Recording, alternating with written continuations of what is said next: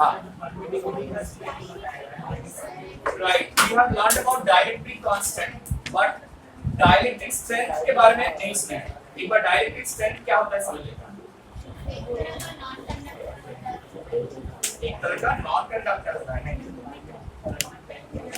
I am not talking about dielectrics, I am not talking about dielectrics.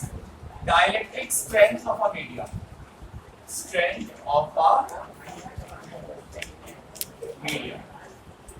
अच्छा मुझे एक चीज बताओ, ये बोर्ड में जो प्लग पॉइंट का सॉकेट है उसके अंदर पोटेंशियल डिफरेंस है ना, it is AC to 20 volts. AC हम लोगों को शॉक क्यों नहीं लग रहा है?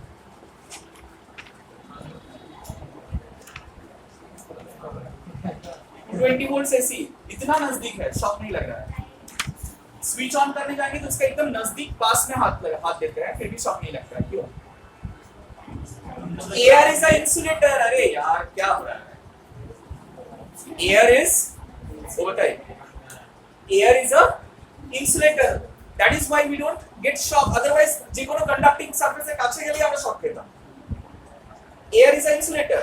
এই যে ওভারহেড ওয়্যারস গুলো ফ্লো করে, they take some thousands of volts, तो वो ओवरहेड वायर का नीचे जाने से हम लोग को शॉक लग जाता है? नहीं, लेकिन अगर नजदीक चले जाएंगे, बहुत नजदीक, या हाथ लगा देंगे तो शॉक लग जाएगा, राइट? क्यों हाथ लगाने से शॉक क्यों लगता है? बिकॉज हम लोग इंसुलेटिंग मीडियम जो है एयर, उसको ओवरकम कर दिए, इसलिए शॉक लगा। समझ में आया? लेकिन जब तक दोनों के बीच में इंसुलेटिंग मीडियम एयर रहेगा तब तक शॉक, लेकिन ऐसा नहीं है। कभी देखा है स्विच ऑन करने के बाद अगर प्लग घुसाते हैं तो स्पार्क होता है ना, राइट? तो वो स्पार्क तब तक नहीं होता है जब तक तुम प्लग को एकदम अंदर तक ना डाल दो। बाहर रखने से स्पार्क नहीं होता है, लेकिन उसको जैसे उसका अंदर घुसाते हैं, एक सर्टेन डिस्टेंस, मिनिमम डिस्टेंस आ जाने से तभी स्पार्क क्रिएट होता है।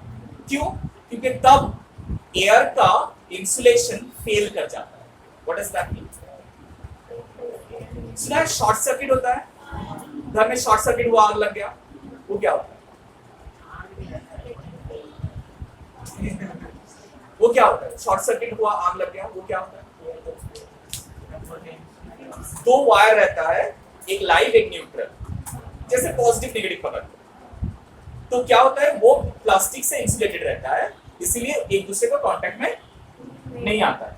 वो प्लास्टिक इंसुलेशन कभी कभार हीटिंग के लिए मेल्ट हो जाता है, मेल्ट होकर वो दो वायर कांटेक्ट में आ जाता है, and that creates a spark, just like the spark which is created when you put the plug in. The same thing happens during a thunder. Thunder में भी सेम चीज होता है, ठीक है? तो इन जनरल एवरीडे लाइफ में नहीं होता है, ड्यूरिंग द थंडरस्टॉर्म तब होता है, जब हम लोग इधर इतना पास ले जा रहे हैं तब होता है। क्यों ऐसा क्यों हो रहा है? हर एक सिचुएशन में नहीं होता है, एक स्पेसिफिक सिचुएशन में क्यों होता है? बिकॉज कोई भी मीडियम का ये जो इंसुलेटिंग प्रॉपर्टी है वो परफेक्ट नहीं होता है। There is no perfect insulator, there is no perfect conductor, क्योंकि सारा चीज ही किससे बना हुआ है? एटम से बना हुआ है। सो सारा एटम्स के अंदर क्या क्या है? इलेक्ट्रॉन्स, प्रोटॉन्स, न्यूट्रॉन्स, मतलब चार्ज पार्टिकल तो ऑलरेडी है ना, टोटली न्यूट्रल होता है, इसीलिए वो चार्ज कंडक्ट नहीं करता है। लेकिन कैसे भी अगर हम लोग उसको रप्चर कर देते हैं तब वो आयनाइज हो जाएगा एंड विल स्टार्ट कंडक्टिंग। जितना अमाउंट ऑफ इलेक्ट्रिक फील्ड का स्ट्रेंथ के लिए वो रप्चर हो जाता है, that strength of electric field is called dielectric strength of the medium. उतना इलेक्ट्रिक फील्ड अगर रीच नहीं करेगा तो वो इंसुलेटर की तरफ ही बिहेव करेगा, कंडक्टर की तरफ बिहेव नहीं करेगा। लेकिन उतना इलेक्ट्रिक फील्ड क्रॉस हो जाएगा, डाइलेक्ट्रिक स्ट्रेंथ अगर क्रॉस हो जाएगा तब वो कंडक्टर हो जाएगा, इंसुलेटर। क्यों? बिकॉज वो आयनाइज हो जाएगा। अब तुम बोलोगे कि सर स्पेसिफिक सिचुएशन में होता है, अदरवाइज नहीं होता है, ऐसा क्यों? Because E is equal to what? ठीक है, पहले प्लग का सिचुएशन डिस्कस करते हैं, थोड़ा ध्यान से।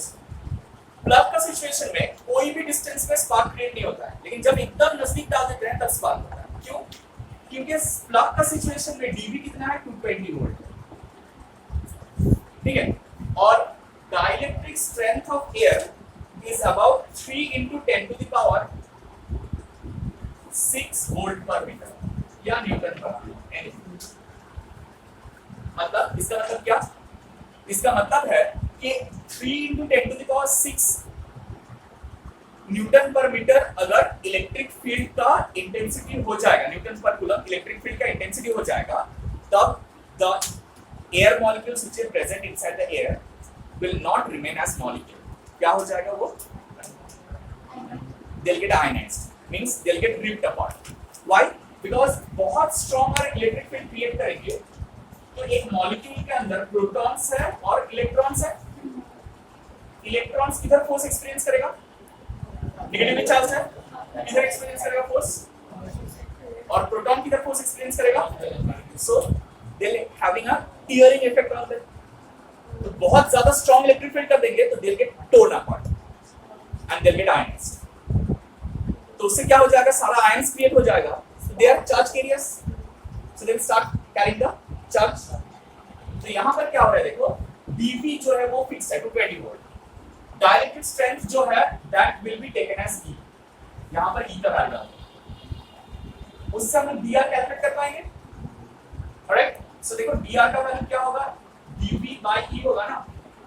तो dV है 220 और E है कितना? 3 × 10⁶.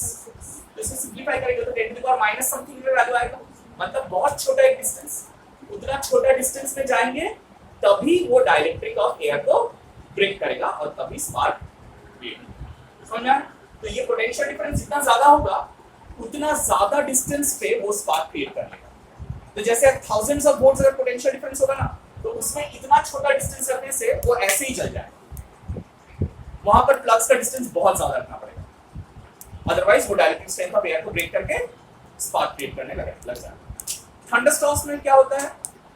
क्लाउड्स में रबिंग के कारण बहुत ज्यादा पोटेंशियल डिफरेंस क्रिएट होता है. That reaches some giga volts. Giga मतलब 10⁻9.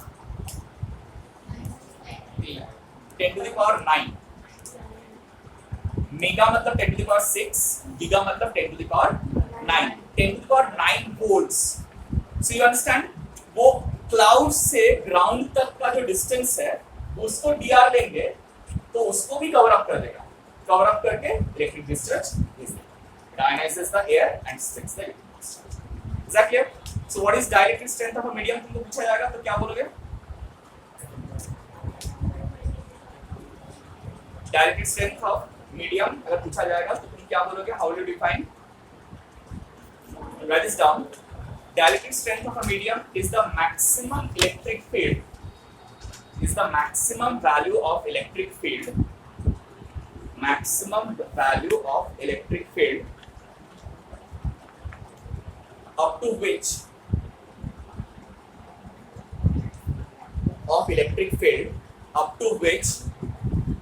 the medium will act as an insulator.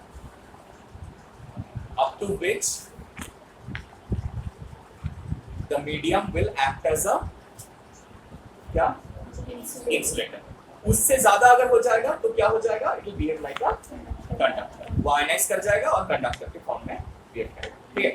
So I won't put you up any more. एक क्वेश्चन करवाना था मुझे 32, but I just discuss in short quickly. हां, 32 में देखो दिया हुआ है can a metal sphere of radius 1 centimetre hold a charge of 1 coulomb. Dielectric strength of air कितना दिया हुआ है? 3 × 10⁶. अब मुझे बताओ, अगर एक मेटल स्फीयर है कितना रेडियस का? 1 सेंटीमीटर का, और उसके ऊपर चार्ज कितना है? Q इक्वल टू, तो उसका सरफेस में इलेक्ट्रिक फील्ड इंटेंसिटी कितना होगा? E equal to 1/4πε0 Q/r². हाँ या ना? ये होगा.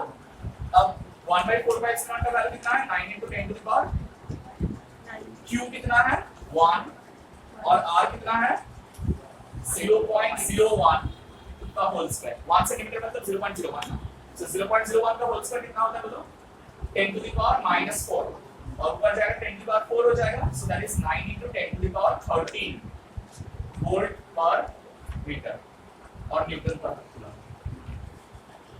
डाइलेक्ट्रिक स्ट्रेंथ ऑफ एयर कितना है? Will air behave as an insulator? Will air behave as an insulator? इसका स्ट्रेंथ कितना है ना, और इलेक्ट्रिक फील्ड उसको वे अबव क्रॉस करके निकल गया. 10⁻ इलेक्ट्रिक फील्ड वे और क्रॉस करके निकल गया ना, तो उसका सरफेस के पास जो एयर मॉलिक्यूल्स होगा ना, वो सारा एयर मॉलिक्यूल्स को वो रप्चर कर लेगा, करके अगर उसको इलेक्ट्रॉन चाहिए होगा तो ले लेगा, या इलेक्ट्रॉन देना होगा तो वो इसके ऊपर electron so it will not be able to hold it. अब एक क्वेश्चन अगर पूछा जाए कि कितना रेडियस के लिए वो होल्ड कर पाएगा, तो आर को वैल्यू नहीं निकालेंगे, राइट, आर का वैल्यू निकालेंगे हम लोग, और ई का वैल्यू क्या ले लेंगे, ये ले लेंगे। सो वो कितना आता है देखो, 3 into 10 to the power 6 into 9 into 10 sorry equal to 9 into 10 to the power 9 into 1 by r square. So can I write r square equal to कितना, 3 into 10 to the power 3, मतलब कितना, r equal to 10 root 30, right, 10 root 30 ये unit metres, मतलब 10 metre और root 30 multiply करने से और भी बहुत ज्यादा, उतना बड़ा साइज का अगर होगा एक स्फीयर, वो sphere 1 coulomb of charge hold कर रहा है। So now you can make an idea 1 coulomb of charge actually में बहुत ज्यादा एक चार्ज है, it is a very big amount of charge. ठीक है, so that will be all for today. Attempt the other questions and whatever doubts we are having, we'll be solving them later. ठीक है।